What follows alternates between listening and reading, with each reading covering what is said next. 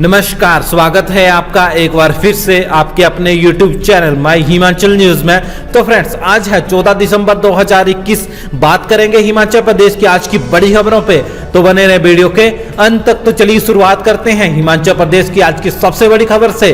तो हिमाचल विधानसभा में ऐलान, सरकार जल्द लाएगी आउटसोर्स कर्मियों और करुणामूलक नियुक्तियों के लिए नई नीति। आउटसोर्स कर्मियों और करुणामूलक नियुक्तियों को लेकर विपक्ष के हंगामे और वॉकआउट पर जल शक्ति मंत्री महेंद्र सिंह ने कड़ी नाराजगी जताई है। कहा कि हिमाचल प्रदेश सरकार ने करुणामूलक आधार पर करीब 900 लोगों को नियुक्तियां दी है। आरोप लगाया कि पूर्व कांग्रेस सरकार ने 58 साल की आयु तक करुणामूलक आधार पर नियुक्ति के नियम में बदलाव कर उसे घटाकर 50 साल कर दिया था। वर्तमान सरकार ने इसे 58 साल किया है। सरकार प्रावधान किया है कि अगर रिटायर्ड के दिन भी कर्मचारी की मृत्यु होती है तो उसके परिवार के व्यक्ति को नौकरी दी जाएगी। कहा कि सरकार जल्द नीति लाएगी। विपक्ष के आउटसोर्स नियुक्तियों को लेकर हंगामे पर मंत्री ने कहा कि आउटसोर्स की प्रवृत्ति को 2012 से 17 के दौरान शुरू किया गया। सरकार ने आउटसोर्स कर्मियों के लिए कैबिनेट सब कमेटी का गठन किया है। इसका काम लगभग पूरा हो गया है। जल्द भी इन कर्मियों के लिए नई पॉलिसी कैबिनेट के सामने रखेगी। तो चलिए अगली खबर पे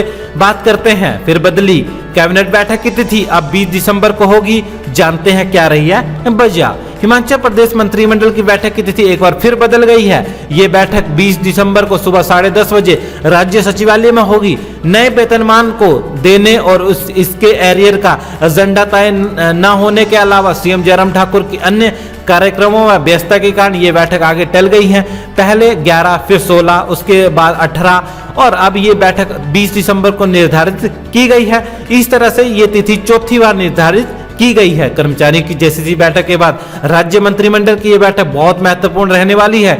इसमें 1 जनवरी 2022 से दिए जा रहे छठे वेतन आयोग की सिफारिशों के अनुसार नए वेतनमान के कैबिनेट मेमो पर चर्चा होनी है। इस मेमो को तैयार करने के लिए वित्त विभाग इन दिनों दिन रात मेहनत कर रहा है। तो चलिए अगली खबर की ओर बढ़ते हैं। शीतकालीन स्तर बेल पर विपक्षी कांग्रेस ने चलाई शैडो सरकार। मुकेश बने सीएम तो रामलाल को बनाया स्पीकर। हिमाचल प्रदेश विधानसभा के शीत स्तर के तीसरे दिन सोमवार को मुख्यमंत्री जयराम ठाकुर की गैर मौजूदगी में सदन के भीतर जमकर हंगामा हुआ। विपक्षी कांग्रेस के सदन में विरोध करते बेल में बैठकर शैडो यानी कि नाटकीय ढंग से सरकार चलाई। नेता प्रतिपक्ष मुकेश अग्निहोत्री को इस काल्पनिक सरकार का मुख्यमंत्री बनाया गया तो श्री नैना देवी से कांग्रेस विधायक रामलाल ठाकुर स्पीकर बने। शैडो सरकार ने नाटकीय अंदाज में कई फैसले लिए और उन्हें लागू करने का ऐलान भी कर दिया। घोषणाओं के बाद रामलाल ठाकुर ने कार्रवाई को 3 बजे तक के लिए स्थगित कर दिया, लेकिन उसे नियमों का हवाला देकर खारिज कर दिया गया। नाराज विधायकों ने पहले सदन में नारेबाजी की, उसके बाद बेल में बैठकर नाटकीय अंदाज में अपने स्तर पर फैसले लेने शुरू कर दिए। इस दौरान बिल भी पास किए गए। इससे सदन में अजीबोगरीब स्थिति पैदा हो गई। हालांकि विधानसभा अध्यक्ष विपिन सिंह परमार ने इसकी परवाह नहीं की और प्रश्नकाल जारी रखा। तो चलिए आपका हिमाचल प्रदेश में क्या है कोरोना की स्थिति, उस पर बात करते हैं। तो हिमाचल में आज 68 लोग संक्रमित पाए गए हैं, 88 हुए हैं ठीक। हिमाचल में कोरोना महामारी से कुछ हद तक राहत मिलती नजर आ रही है। सोमवार को किसी भी कोरोना संक्रमित की मौत हिमाचल प्रदेश में नहीं हुई है। वहीं आज स्वास्थ्य विभाग की रिपोर्ट के अनुसार हिमाचल प्रदेश में 68 लोग कोरोना संक्रमित पाए गए हैं। इसके अलावा 88 लोग आज पूरी तरह से हिमाचल प्रदेश में ठीक भी हुए हैं। हिमाचल प्रदेश में कोरोना संक्रमण से 3843 लोगों की कोरोना मौत हो चुकी है। वही मौजूदा समय में 586 लोग कोरोना संक्रमित इस टाइम हैं जो अपना इलाज करवा रहे हैं। हिमाचल में आज सबसे अधिक सोलन जिला में 20 लोग कोरोना संक्रमित पाए गए हैं। इसके साथ ही कांगड़ा में 13, शिमला में 11, मंडी 9, बिलासपुर में 7, हमीरपुर में 6 और ऊना में 2 लोग कोरोना संक्रमित पाए गए हैं। तो चलिए अगली खबर की ओर बढ़ते हैं। मुख्यमंत्री को स्तर में नहीं रहना था तो सरकार नहीं करवाती स्तर, मुकेश अग्निहोत्री। नेता प्रतिपक्ष मुकेश अग्निहोत्री ने विधानसभा सदन के बाहर पत्रकारों से बातचीत करते हुए सरकार पर निशाना साधते हुए कहा कि यदि मुख्यमंत्री को सदन में नहीं होना था तो शीतकालीन स्तर क्यों रखा गया। उन्होंने कहा कि विपक्ष शीतकालीन स्तर को लेकर पूरी तरह तैयार था कि सरकार चर्चा करवाएगी, लेकिन मुख्यमंत्री स्तर को छोड़कर खुद काशी में घूम रहे हैं। मुकेश ने कहा कि इस स्तर को लेकर विपक्ष गंभीर था ताकि बेरोजगारी, महंगाई भी अन्य मुद्दों पर सरकार से जवाब लिया जा सके, लेकिन सदन में सरकार चर्चा नहीं करवा रही है। उन्होंने कहा कि सदन को छोड़कर मुख्यमंत्री काशी जाना बिल्कुल गलत है। तो चलिए अगली खबर पे बात करते हैं। सिपाहियों के रिवाइज पे बैंड पर जल्द फैसला लेगी हिमाचल सरकार।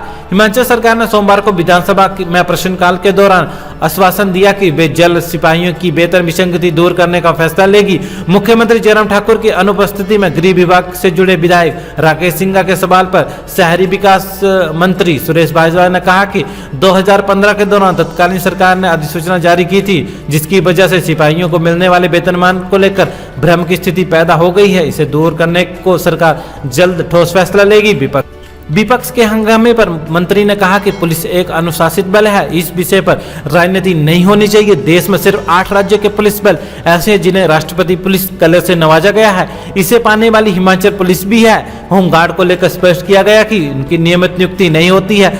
सुप्रीम कोर्ट के आदेश के अनुसार उन्हें न्यूनतम ड्यूटी अलाउंस दिया जा रहा है। तो चलिए अगली खबर पे बात करते हैं।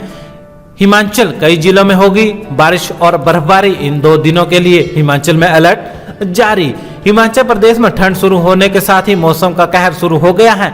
ऊपरी क्षेत्रों में बर्फबारी तो वहीं लोअर हिमाचल के मैदानी क्षेत्रों में भी कोहरा पड़ना शुरू हो गया है। साथ ही हिमाचल प्रदेश के अधिकतम तापमान में सामान्य से 4 डिग्री की कमी भी दर्ज हुई है। बता दें कि सोमवार सुबह कई जिलों में सुबह 11 बजे से तक का कोहरा छाया रहा। राजधानी शिमला सहित कई क्षेत्रों में सोमवार को दिन भर बादल छाए रहे। हालांकि मंगलवार और बुधवार को मौसम साफ रहने की संभावना जताई गई है।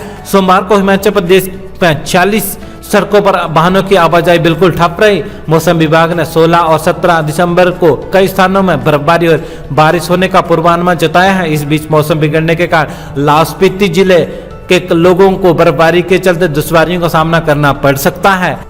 तो चलिए अगली खबर की ओर बढ़ते हैं। हिमाचल विधानसभा स्तर 55,000 विद्यार्थियों की संख्या वाले 27 कॉलेज बनेंगे उत्कृष्ट। हिमाचल प्रदेश में 27 महाविद्यालयों को उत्कृष्ट कॉलेजों में परिवर्तित किया जाएगा।